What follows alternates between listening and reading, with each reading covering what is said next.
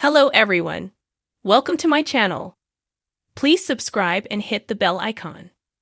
Emmerdale's Ross rocked by drugs theft as sinister new character arrives.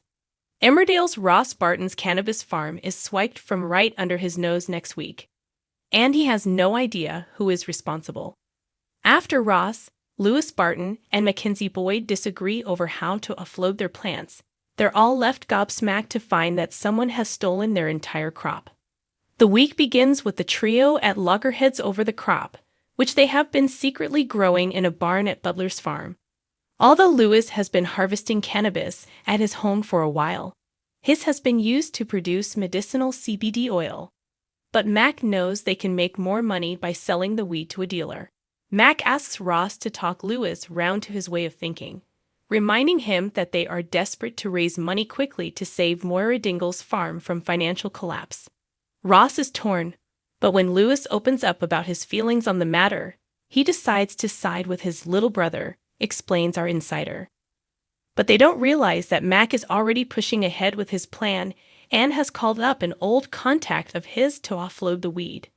When Ray, newcomer Joe Absalom, arrives to inspect the crop, Lewis is furious at what's gone on behind his back and accuses Ross of being complicit in the plan.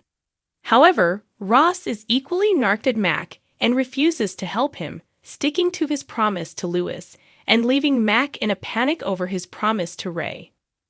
But things take a turn the next day when Ross arrives in the barn to discover the weed has gone.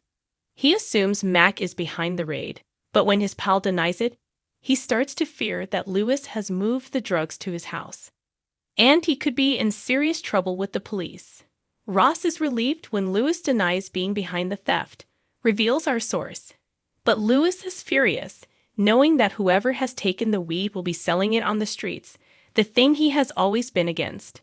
As Ross tries to calm his brother, he's also racking his brains over who the thief could be. Has someone else in the village learned of the crop and spotted an opportunity, or is the culprit closer to home?